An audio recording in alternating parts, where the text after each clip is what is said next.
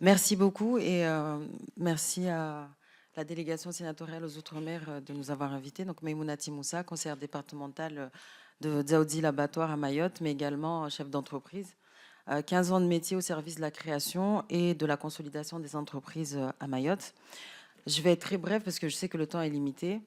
Mais ce que je veux vous dire, c'est que nous, les territoires ultramarins, nous sommes d'abord des leviers économiques et également des leviers stratégiques pour le territoire national, mais également pour l'Europe.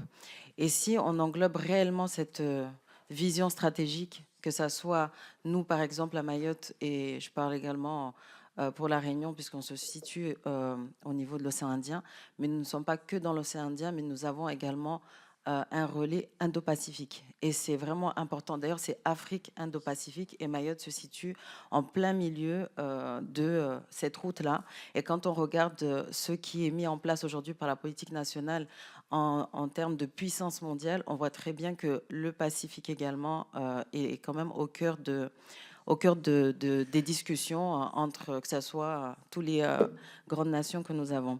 Ce que je vais vous dire également, c'est qu'il ne faut pas oublier une chose, et je pense qu'une des sénatrices l'a rappelé tout à l'heure, nous avons une région qui a à chaque fois en limitrophe des pays, et ces pays-là ne sont pas, je dirais pas une contradiction par rapport à nous, mais devraient être plutôt des alliés. À Mayotte, la viande provient de la Bolivie ou de l'Irlande, alors que nous avons Madagascar à côté. Nos litchis partent d'abord à Rungis avant de redescendre à Mayotte, ce qui n'est vraiment pas normal. Nous avons également une chose que nous notons, et ça je vous le dis, c'est que pour le développement de nos entreprises, en termes de propositions en 1 minute, nous avons besoin aujourd'hui d'avoir de la trésorerie, même si c'est par des avances et que l'on rembourse par la suite, ce n'est pas un problème. Mais il y a un besoin, c'est qu'une entreprise ne peut pas faire quoi que ce soit tant qu'elle n'a pas de la trésorerie.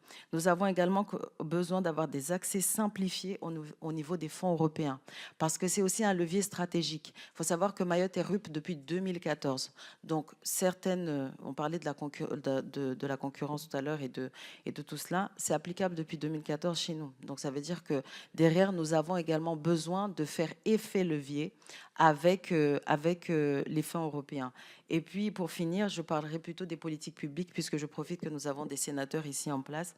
C'est qu'il serait important en fait que, par exemple, aujourd'hui, si on investit sur un territoire donné, là je parle du mien, si on investit 100 millions d'euros pour la reconstruction, par exemple à Mayotte, on ne doit pas se poser la question sur combien de bâtiments on va construire, mais on devrait plutôt se poser la question sur l'humain et surtout comment la production de la compétence locale ainsi que de l'emploi durable pourrait être une richesse entrepreneuriale. Sachez également, mesdames et messieurs, que le Kenya, qui se trouve à moins de 4 heures de Mayotte, c'est les petites mains des transformers aujourd'hui, surtout au niveau de l'IA. Je parle juste de l'exemple de GPT. Comment le Kenya aujourd'hui pourrait être également un allié stratégique pour la Réunion comme pour Mayotte, pour faire en sorte que nous soyons également dans l'ère de l'IA. Je vous remercie.